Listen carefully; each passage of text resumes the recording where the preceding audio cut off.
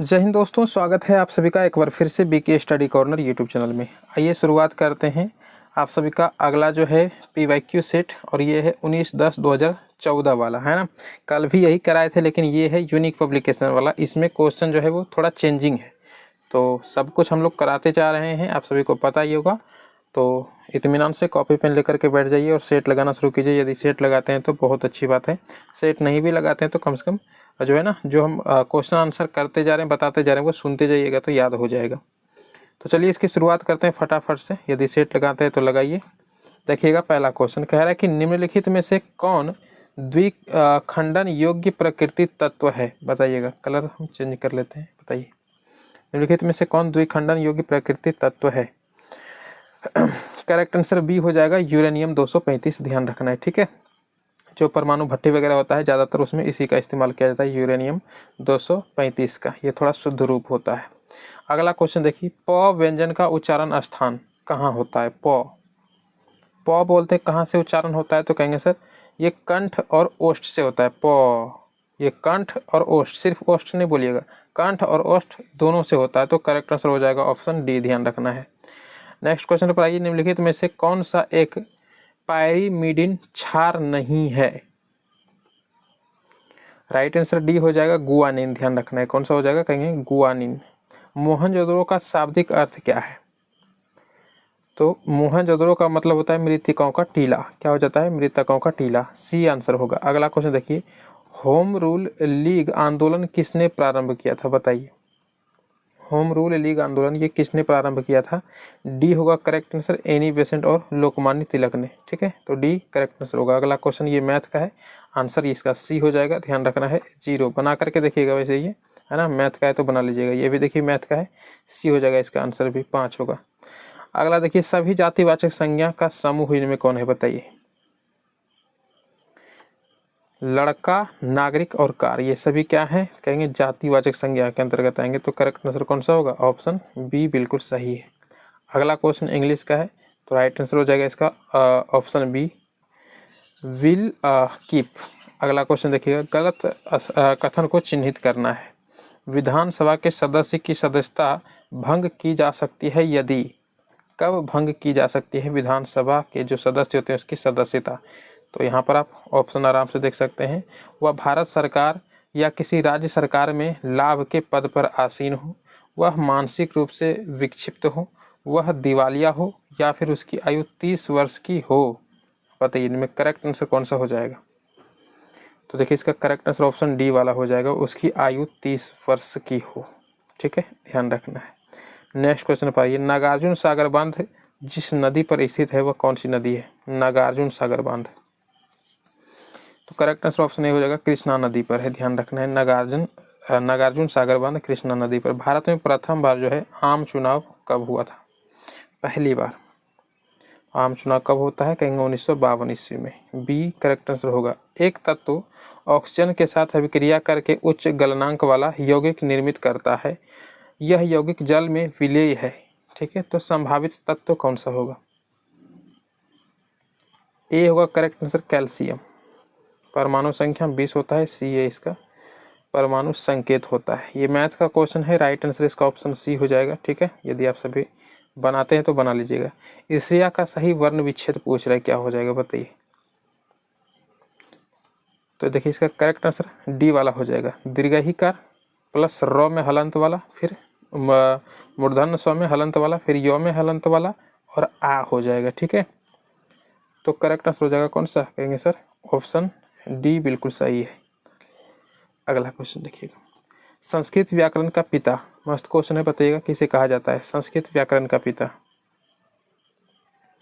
तो right answer कौन सा होगा, ऑप्शन बी, पाणिनि को कहते हैं। ठीक है, संस्कृत व्याकरण का पिता पाणिनि को कहा जाता है। जल राशि जो भारत और श्रीलंका को पृथक करती है क्या कहलाती है। जल राशि कहिए, जल संधि कहिए, जो श्रीलंका और भारत और श्रीलंका को अलग करती है क्या कहलाती है, पाक जल संधि कहलाती है। अच्छे से पता होगा आप सभी को, ए आंसर हो जाएगा। मिट्टी जो रेगुर मृदा के नाम से भी जानी जाती है, बताइए रेगुर मिट्टी के नाम से कौन जाने जाते हैं। तो कहिएगा सर काली मिट्टी को हम लोग रेगुर मिट्टी के नाम से जानते हैं। यदि पूछा जाए कि कपास की खेती के लिए कौन सी मिट्टी उपयुक्त मानी जाती है तो काली मिट्टी या रेगुई मिट्टी। निम्नलिखित में से सत्य कथन को चुनना है। ऑक्सीजन अणु में एक सहसंयोजी या सहसंयोगी योजी ही होता है, सहसंयोजी आबंध है। कॉपर सल्फेट आयनिक यौगिक नहीं है। H2S सहसंयोजी यौगिक है। या CO2 यानी कार्बन डाइऑक्साइड और कैल्शियम ऑक्साइड दोनों आयनिक यौगिक है। सत्य कथन चुनना है तो राइट आंसर ऑप्शन सी वाला हो जाएगा। H2S जो है हाइड्रोजन सल्फाइड, ये सहसंयोजी यौगिक है। करेक्ट आंसर ऑप्शन सी वाला होगा। अगला क्वेश्चन देखिएगा, वैदिक काल में वर्ण व्यवस्था किसने प्रतिपादित की? वर्ण व्यवस्था बी होगा करेक्ट आंसर। कहेंगे सर मनु ने किया था, मनु ने। इनमें संज्ञा शब्द कौन सा है बताइए, संज्ञा इनमें कौन सा बताइए। तो भाई करेक्ट आंसर हो जाएगा कौन सा, कहेंगे ऑप्शन ए बिल्कुल सही सर, माधुरी ये संज्ञा वाला शब्द है। अगला क्वेश्चन, किस कारण से आकाश का रंग नीला दिखाई देता है? आकाश का रंग का नीला दिखाई देना क्या वजह है? तो प्रकाश के प्रकीर्णन के कारण ऐसा होता है। तो कहेंगे सर ऑप्शन कौन सा है, सी बिल्कुल सही है, प्रकाश के प्रकीर्णन के कारण। नीचे 3 आकृतियां दी गई है ना, ये मैथ का है तो बता दीजिएगा इसका। पूछ रहा है कि इनमें कौन सा कथन सही है, बना लीजिएगा इसको, ठीक है ना। आंसर इसका बता देते हैं, बी होगा। ये तीनों ही आकृतियों के क्षेत्रफल समान है, निकाल करके देखिएगा पता चलेगा। अगला क्वेश्चन देखिए, वह अवस्था जब सचमुच में युद्ध हुआ नहीं होता परंतु युद्ध का माहौल हमेशा बना रहता है, उसे क्या कहते हैं? उसको हम लोग बोलते हैं शीत युद्ध। क्या बोलते हैं? शीत युद्ध। करेक्ट आंसर कौन सा होगा? कहेंगे सर ऑप्शन बी बिल्कुल सही है। निम्नलिखित में कौन एक गैर परंपरागत ऊर्जा का स्रोत है? ऊर्जा का गैर परंपरागत स्रोत इनमें कौन सा है? पवन यानी कि वायु हो जाएगा। करेक्ट आंसर ऑप्शन डी, ठीक है। जो खत्म हो जाता है यानी कि जिसकी मात्रा लिमिट हो, उसको हम लोग इसके अंतर्गत नहीं रखते हैं। जैसे यहाँ पर एक बार फिर से समझिएगा, जैसे गैर परंपरागत स्रोत किसको बोलते हैं? जैसे परंपरागत स्रोत उसको कहते हैं जो कि एक समय बाद खत्म हो जाएगा, जैसे कोयला, पेट्रोल, डीजल। और गैर परंपरागत मतलब कि परंपरागत वो नहीं है, मतलब कि अनलिमिटेड। पवन यानी कि वायु, हवा कभी खत्म नहीं हो सकता है, उस प्रकार से। अगला क्वेश्चन देखिएगा, निम्नलिखित में से संसाधन का कौन सा तरीका दुग्ध तथा दुग्ध उत्पादों के परीक्षण में प्रयोग किया जाता है? मतलब दूध उत्पादन वगैरह में या फिर उसके परीक्षण वगैरह के लिए कौन सा तरीका इस्तेमाल किया जाता है, वही ये पूछ रहे हैं।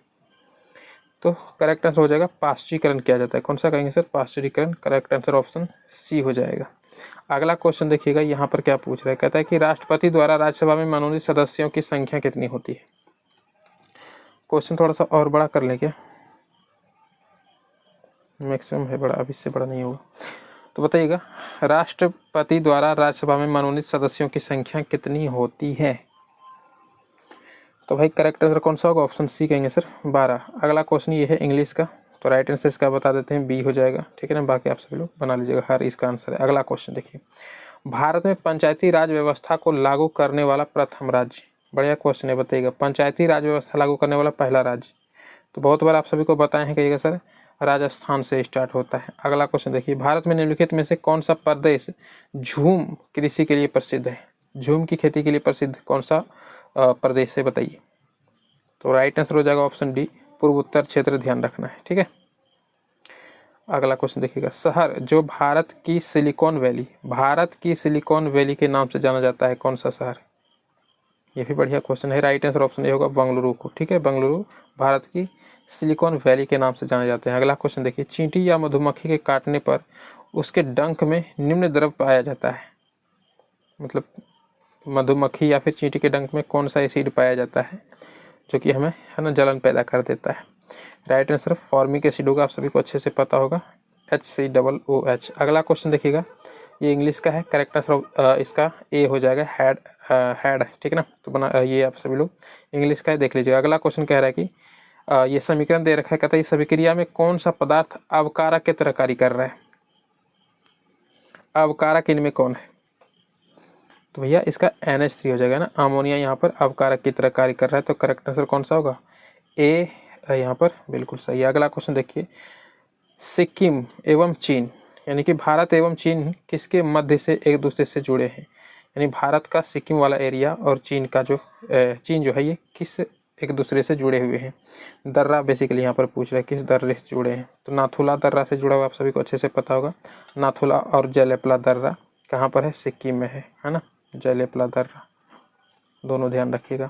अगला, किस माध्यम में ध्वनि का वेग अधिकतम होता है? निर्वात, ठोस, द्रव या गैस? बस का आवाज आ रहा है। तो देखिए क्या पूछ रहा है, ध्वनि का वेग अधिकतम किस में होगा? तो ठोस में सबसे ज़्यादा होता है, और ठोस में भी पूछे किस में, तो इस्पात में। ठोस में सबसे ज़्यादा इस्पात में होता है ना। गैस में सबसे कम होगा, द्रव में उससे थोड़ा ज़्यादा होगा, निर्वात में होगा ही नहीं। ठीक है ना। निर्वात मतलब कि ध्वनि को चलने के लिए हमेशा किसी न किसी माध्यम की आवश्यकता होती है। ये है घन वाला, यानी मैथ का क्वेश्चन है तो बना लीजिएगा। करेक्ट आंसर ऑप्शन ए हो जाएगा 125%। ईमानदारी से बनाइएगा आप सभी लोग, ठीक ना। अगला क्वेश्चन देखिएगा, मानव हृदय में शुद्ध रक्त पाया जाता है कहाँ पर? महाधमनी एवं बाह्य में पाया जाता है। करेक्ट आंसर ऑप्शन ए होगा। अगला क्वेश्चन देखिएगा, स्थानीय निकाय अपने लिए राजस्व इकट्ठा करती है। सी होगा करेक्ट आंसर, गिरह कर। सी करेक्ट आंसर होगा। अगला क्वेश्चन देखिए, निम्नलिखित में से प्लास्टिक, कौन सा प्लास्टिक बहुलक नहीं है? इनमें कौन सा प्लास्टिक बहुलक नहीं है? बी होगा करेक्ट आंसर, टेफ्लॉन। पूछ रहे कि अरावली पहाड़ियाँ भारत के किस राज्य में स्थित है? अरावली पहाड़ियाँ राजस्थान में स्थित है, ध्यान रखना। अगला क्वेश्चन देखिए, चिपको आंदोलन का जो है प्रारंभ कहाँ से हुआ था? कहेंगे सर उत्तराखंड से हुआ था। डी करेक्ट आंसर होगा, पेड़ बचाना था उसमें, है ना। चिपको आंदोलन में लोग पेड़ से चिपक जा रहे थे। अभी तो हाल ही में उत्तराखंड या छत्तीसगढ़ में, मेरे ख्याल से उत्तराखंड में ही शायद देखने को मिल रहा था, वहाँ पर कोई हाईवे वगैरह बनने वाला था और महिलाएं वगैरह पूरा पेड़ से चिपक जा रहा था कि भाई नहीं देंगे काटने, है ना। उसी प्रकार से चिपको आंदोलन की तरह। देखिए अगला क्वेश्चन, निम्नलिखित में से कौन सा जीवाणु द्वारा उत्पन्न एक सामान्य रोग है? तो करेक्ट आंसर कौन सा हो जाएगा? कहेंगे सर सी बिल्कुल सही है, हैजा, है ना। ध्यान रखिएगा। अगला क्वेश्चन देखिएगा, इंग्लिश का है तो करेक्ट आंसर इसका हो जाएगा option C, my book is here. और फिर पूछ रहे वेयर इज योर्स, ये हो जाएगा इसका करेक्ट आंसर। करेक्ट सेंटेंस पहचानने के लिए बोल रहा था। अगला क्वेश्चन देखिए, यहाँ पर पूछ रहा है कि बैंक नोट प्रेस कहाँ स्थित है? ये भी इंपॉर्टेंट क्वेश्चन है, बताइएगा। बैंक नोट प्रेस कहाँ स्थित है? बी होगा करेक्ट आंसर, देवास में। ठीक है, देवास, ध्यान रखना। अगला क्वेश्चन देखिए, कपीस और सचिंद्र शब्द का सही संधि विच्छेद पूछ रहे हैं। कपीस और सचिंद्र, राइट आंसर बी हो जाएगा, कपी जोड़ इस, ये दीर्घिकार वाला इस। ठीक है, यहाँ पर हर्षिकर, यहाँ पे दीर्घिकार, और सची यहाँ पर हर्षिकर, यहाँ पर भी हर्षिकर। ठीक है, तो ध्यान रखें कपीस और सचिंद्र, बी आपका बिल्कुल सही जवाब हो जाएगा। ठीक है, ध्यान रखिएगा। अगले क्वेश्चन पर आइए, गुरु गोविंद सिंह की रचनाओं का संपादन किस पुस्तक में किया गया है? गुरु गोविंद सिंह की रचनाओं का संपादन किस पुस्तक में किया गया है? राइट आंसर बी होगा, दशम ग्रंथ में किया गया है, ध्यान रखना है। ठीक है ना। अगला क्वेश्चन देखिएगा, यहाँ पर पूछ रहा है कि एक अवतल दर्पण के अक्ष पर एक वस्तु दर्पण के वक्रता केंद्र पर रखी है। दर्पण द्वारा निमित प्रतिबिंब एवं इसके ध्रुव के बीच की दूरी, राइट आंसर क्या होगा बताइएगा। दूरी के बारे में पूछ रहा है, सी होगा करेक्ट आंसर। कहेंगे सर 2f के बराबर होगा, यानी फोकस के 2 गुना होगा। सी करेक्ट आंसर होगा। अगला क्वेश्चन देखिएगा, यदि n कोई प्राकृत संख्या है, ये डायरेक्ट फॉर्मूला पूछा है, मैथ का क्वेश्चन है। यदि n कोई प्राकृत संख्या है तो अग्रलिखित में से किसके इकाई स्थान पर शून्य होगा? तो राइट आंसर इसका हो जाएगा सी, ध्यान रखना है। 2.5 पर पावर होगा कौन सा? n। नेक्स्ट क्वेश्चन देखिए, स्वतंत्रता का घोषणा पत्र किसने तैयार किया था? स्वतंत्रता का घोषणा पत्र, कहेंगे sir correct answer option C हो जाएगा, टॉमस जेफरसन ने किया था। Thomas Jefferson. अगला, शरीर में ध्वनि यंत्र को और किस नाम से जाना जाता है या फिर क्या कहा जाता है? ध्वनि यंत्र को तो अच्छे से पता होगा, कहेंगे सर उसको हम लोग लैरिंग्स बोलते हैं। क्या बोलते हैं? लैरिंग्स। ठीक है ना। अगला देखिए, 14वीं शताब्दी में मोरक्को के किस यात्री व इतिहासकार को न्याय व्यवस्थापक के रूप में दिल्ली दरबार में मोहम्मद बिन तुगलक द्वारा स्वागत हुआ था? कहेंगे सर इब्न बतूता का। बी करेक्ट आंसर हो जाएगा। एक घड़ी, ये कौन सा है, मैथ वाला है क्या? एक घड़ी की सेकंड की सुई 2 सेंटीमीटर लंबी है, इस सुई के सिरे की चाल क्या होगा? तो राइट आंसर कौन सा होगा? डी हो जाएगा, 12.56 सेंटीमीटर प्रति सेकंड, बना लीजिएगा। अगला क्वेश्चन देखिए, प्रथम मनुष्य निर्मित उपग्रह यानी मनुष्य के द्वारा निर्माण किया गया पहला उपग्रह कौन सा था? बढ़िया क्वेश्चन है, बताइएगा। तो राइट आंसर कौन सा होगा? कहेंगे सर ए बिल्कुल सही, स्पुतनिक 1 उसका नाम था। क्या था? स्पुतनिक 1। अगला क्वेश्चन देखिए, भारतीय हिमालय क्षेत्र की सबसे ऊंची चोटी कौन सी है? तो राइट आंसर होगा ऑप्शन ए, कंचनजंगा। ठीक है, भारतीय हिमालय यानी कि हिमालय का वो कौन सा भाग जो कि भारत में स्थित है और सबसे ऊंचा चोटी होना चाहिए? कंचनजंगा। सवाल पर पकड़ बनाइएगा, क्या पूछ रहा है। अगर सिर्फ पूछे कि हिमालय में स्थित सबसे ऊंची चोटी, तब तो माउंट एवरेस्ट हो जाता है। लेकिन पूछे भारत में स्थित हिमालय की सबसे ऊंची चोटी, तब कंचनजंगा होगा। ठीक ना, ध्यान रखना है, सवाल पर गौर करिएगा, फंसता है यहाँ पर स्टूडेंट। अगला क्वेश्चन देखिए, सरकार की ओर से भारत में महिलाओं के हित संरक्षण के लिए निम्नलिखित में से किसका गठन किया गया है। वैसे ये तब का करंट अफेयर वाला क्वेश्चन है, फिर भी ध्यान रखिएगा। इसका करेक्ट आंसर कौन सा हो जाएगा, ऑप्शन बी, राष्ट्रीय महिला आयोग। ठीक है, राष्ट्रीय महिला आयोग। नेक्स्ट क्वेश्चन पर आइएगा, इंग्लिश का है, तो राइट आंसर का कौन सा हो जाएगा, ऑप्शन सी, ध्यान रखना है। इनमें से कौन सी फसल तेल के बीज उत्पन्न नहीं करती। कौन सी फसल तेल के बीज उत्पन्न नहीं करता, तो राइट आंसर कौन सा होगा, option C, pigeon pea, pigeon pea. अगला क्वेश्चन देखिए, रेखांकित चित्र में सतह के साथ बल का मान नीचे की तरफ क्या होगा, वो पूछ रहे हैं। यहाँ पर गुरुत्वाकर्षण का भी मान दे रखा है, गुरुत्व त्वरण का भी मान दे रखा है। 9.8 तो नॉर्मली होता है, यहाँ पर बोल दिया है भाई 10 मीटर पर सेकेंड स्क्वायर। तो करेक्ट आंसर इसका हो जाएगा कौन सा, ये पहले ऑप्शन देख लीजिए, है ना। तो करेक्ट आंसर इसका हो जाएगा 10 न्यूटन। ठीक है, कौन सा, 10 न्यूटन। अगला क्वेश्चन देखिए, श्री पद्मनाभ स्वामी मंदिर कौन से राज्य में स्थित है, बताइए। पद्मनाभ स्वामी मंदिर, तो करेक्ट आंसर बी हो जाएगा, केरल में स्थित है। अगला क्वेश्चन साइंस से, कह रहा है निम्नलिखित अधातु तत्व में धात्विक चमक होती है, मतलब कौन सा ऐसा धातु है जिसमें धात्विक वाला चमक पाया जाता है, तो है आयोडीन, है ना जी, आयोडीन में पाया जाता है। अगला क्वेश्चन इंग्लिश का, राइट आंसर बी होगा, ध्यान रखना है। नेक्स्ट क्वेश्चन, गैस जो मौसमी परिवर्तनों को प्रभावित नहीं करती है वो कौन सी है। मौसमी परिवर्तनों को कोई प्रभावित नहीं करती है, मतलब थोड़ा सा भी उसमें प्रभाव वगैरह नहीं डालता है, वो कौन सा गैस है जो मौसमी परिवर्तन को प्रभावित नहीं करे। सी होगा करेक्ट आंसर, कहेंगे सर मीथेन, CH4। अगला क्वेश्चन देखिएगा, तारक रश्मियाँ निकलती हैं कहाँ से। ए होगा करेक्ट आंसर, तारक का इससे, सेंट्रोसोम इसको इंग्लिश में कहते हैं। अगला क्वेश्चन देखिएगा, सबसे छोटी आभास संख्या और सबसे छोटी भाज्य संख्या के मौसों और लौसों का गुणनफल पूछ रहा है, तो मैथ का बनाइएगा, करेक्ट आंसर डी होगा 8। अगला क्वेश्चन देखिए, यहाँ पर पूछ रहा है उपसर्गों के बारे में सत्य नहीं है। उपसर्ग के बारे में क्या सत्य नहीं है, शब्द के प्रारंभ में जुड़ते हैं, शब्द के अंत में जुड़ते हैं, अर्थ में परिवर्तन कर देते हैं, या इसमें नया शब्द निर्मित होता है। तो राइट आंसर कौन सा होगा, कह रहा है सत्य नहीं है। सत्य नहीं कौन सा है, कहेंगे सर बी बिल्कुल सही है, शब्द के अंत में जुड़ते हैं, ये कहना गलत है। उपसर्ग पहले जुड़ता है, प्रत्यय यदि बोलता है ना तब भले लास्ट में जुड़ता है, ये प्रत्यय के बारे में बिल्कुल सही है, प्रत्यय के बारे में, है ना। अगला क्वेश्चन देखिए, आधात्विक खनिज का उदाहरण इनमें पूछ रहे, बताइए आधात्विक खनिज कौन सा है। मैग्नीज हो जाएगा correct answer, option C. Next question देखिएगा, सूर्य के द्वारा विकिरित ऊर्जा का कारण क्या है। ये तो बहुत बार बता चुके हैं, कहेगा सर नाभिकीय संलयन का कारण है, नाभिकीय संलयन। लोकतांत्रिक सरकार के 3 अंग, बढ़िया क्वेश्चन ये भी। तो कहेंगे सर एक तो कार्यपालिका, एक विधायिका और न्यायपालिका होती है, तो करेक्ट आंसर ऑप्शन ए वाला ही सही है। ठीक है, अगला क्वेश्चन देखिए, यहाँ पर ये मैथ का तो बना लीजिएगा, सी इसका आंसर होगा 6%। अगला क्वेश्चन देखिए, जड़ की कोशिका में उपस्थित लवक को क्या कहते हैं। जड़ की कोशिका में उपस्थित लवक को, यदि पेड़ वाला क्वेश्चन है, यानी कि बायोलॉजी में जो प्लांट वाला हिस्सा पढ़िएगा तो वहाँ पर ये क्वेश्चन आता है। बी होगा करेक्ट आंसर, उसको हम लोग ल्यूकोप्लास्ट बोलते हैं, क्या बोलेंगे, ल्यूकोप्लास्ट, है ना। जड़ ल्यूकोप्लास्ट, वहाँ पर सूर्य की रोशनी वगैरह नहीं पहुँचता है। अगला क्वेश्चन देखिए, यहाँ पर पूछ रहा है कि वल्लभ भाई पटेल को सरदार की उपाधि किस आंदोलन में दी गई। बहुत अच्छा क्वेश्चन है ये भी।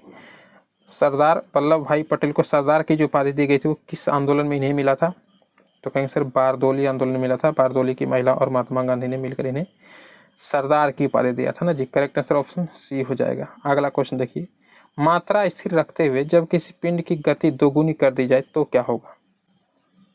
तो भाई राइट आंसर ऑप्शन बी हो जाएगा, कहेंगे सर उसका संवेग दोगुना हो जाएगा। संवेग क्या हो जाएगा, दोगुना। संवेग का फॉर्मूला पूछे तो द्रव्यमान गुना वेग होता है, क्या होता है, द्रव्यमान गुना वेग। नेक्स्ट क्वेश्चन देखिएगा, फुटबॉल वर्ल्ड कप 2014 नहीं करना यार, ये उस वक्त का ये करंट अफेयर है। अगला क्वेश्चन देखिए, पंचायतों, नगर निगमों और नगर पालिकाओं के चुनाव हेतु संबंधित क्षेत्र को छोटे छोटे निर्वाचन क्षेत्रों में विभाजित किया जाता है, क्या कहलाता है। तो कहिएगा सर उसको हम लोग बोलते हैं क्या, वार्ड बोलते हैं, वार्ड बोलते हैं, वार्ड, है ना। अगला क्वेश्चन देखिए, पूर्वकालिक क्रिया का उदाहरण इनमें पूछ रहे हैं, बताइए, दिमाग लगाइए। माँ खाना बनवा रही है, पिताजी चाय पीकर दफ्तर चले गए, दोनों बच्चे बड़बड़ा रहे हैं, राम पढ़ता है। पूर्वकालिक क्रिया, राइट आंसर ऑप्शन बी वाला हो जाएगा, पिताजी चाय पीकर दफ्तर चले गए, बी करेक्ट आंसर। यहाँ पर ये मैथ वाला है तो बी होगा, इसका आंसर बना लीजिएगा 44%। आईसीएस की परीक्षा पास करने वाले प्रथम भारतीय कौन थे, बताइए। तो भाई राइट आंसर हो जाएगा कौन सा, ऑप्शन ए सुरेंद्र नाथ बनर्जी, ध्यान रखना है। नेक्स्ट क्वेश्चन देखिएगा, प्राकृतिक गैस का मुख्य अवयव पूछ रहे हैं, प्राकृतिक गैस का मुख्य अवयव, ये भी इंपॉर्टेंट क्वेश्चन है। तो भाई राइट आंसर कौन सा होगा, कहेंगे सर मीथेन है, CH4 मीथेन। नेक्स्ट क्वेश्चन पर आते हैं, यहाँ पर पूछ रहे निम्नलिखित में से व्यस्ततम समुद्रीय व्यापारिक मार्ग कौन सा है, जो सबसे ज़्यादा व्यस्त रहता है। तो उत्तरी अटलांटिक व्यापारिक मार्ग, ध्यान रखना है। अगला क्वेश्चन देखिए, भारत में सरकार का रूप है राजतंत्रीय, तानाशाही, संसदीय, अध्यक्षीय। तो ये तो आप सभी को पता होगा कि भाई इसका आंसर ऑप्शन सी हो जाएगा, संसदीय ही है ना, संसदीय हो जाएगा। लेकिन अभी तो क्या है आप सभी को अच्छे से पता होगा, लेकिन लगाना है आपको संसदीय, है ना। ये इंग्लिश वाला है, करेक्ट आंसर कौन सा होगा, ये डी हो जाएगा, ध्यान रखना है। अगला क्वेश्चन देखिए, 1941 में द्वितीय विश्व युद्ध के दौरान किन घटनाओं के कारण जर्मनी और उसके अस्थायी राष्ट्रों की हार हो गई, ये रहा आपका ऑप्शन। तो भाई राइट आंसर कौन सा होगा, कहेंगे सर ऑप्शन सी बिल्कुल सही है ना, ये वाला 2 और 4 इसमें सही है, जर्मनी का रूस पर आक्रमण और जापान का पर्ल हार्बर पर आक्रमण, है ना। तो करेक्ट आंसर ऑप्शन सी वाला हो जाएगा। चलिए अगला क्वेश्चन देखिएगा, मैथ वाला है, तो इसका राइट आंसर कौन सा हो जाएगा, कहेंगे ऑप्शन ए बिल्कुल सही है, x = 1/3 निकलेगा। यहाँ पर भी ये मैथ का ही है, हाँ ये बेसिकली फिजिक्स का है, मैथ के रूप में ही फॉर्मूला लगाकर बनना है। एक गैस में संचरित होने पर तरंग की तरंग दैर्घ्य पूछ रहा है, उसी ताप पर वायु में तरंग दैर्घ्य की दोगुनी है। पूछता है यदि वायु में तरंग का वेग 340 मीटर प्रति सेकंड है तो गैस में तरंग वेग का वेग बताइए कितना हो। तो राइट आंसर सी होगा इसका, 680 मीटर प्रति सेकंड बनाइएगा आप सभी लोग। अगला क्वेश्चन देखिए, एक पदार्थ की जल में विलेयता ताप बढ़ने से घटती है तो पदार्थ कौन सा है, सी होगा करेक्ट आंसर, तब गैस उसको बोलेंगे। अगला क्वेश्चन देखिएगा, महापौर निम्नलिखित में से किसका प्रमुख होता है, बताइए। राइट आंसर ऑप्शन बी होगा, कहेंगे सर नगर निगम का प्रमुख होता है। नदी जो दक्षिण गंगा कहलाती है, बहुत अच्छा क्वेश्चन, बताइए दक्षिण गंगा कहलाने वाली नदी कौन सी है।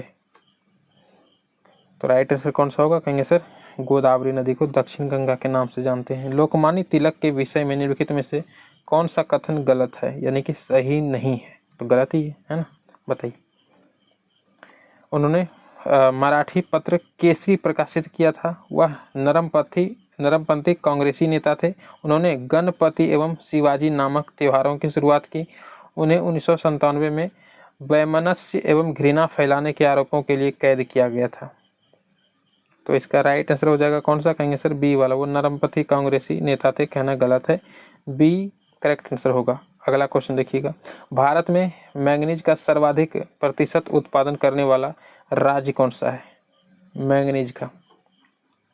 तो राइट आंसर सी होगा मध्य प्रदेश, ध्यान रखना है।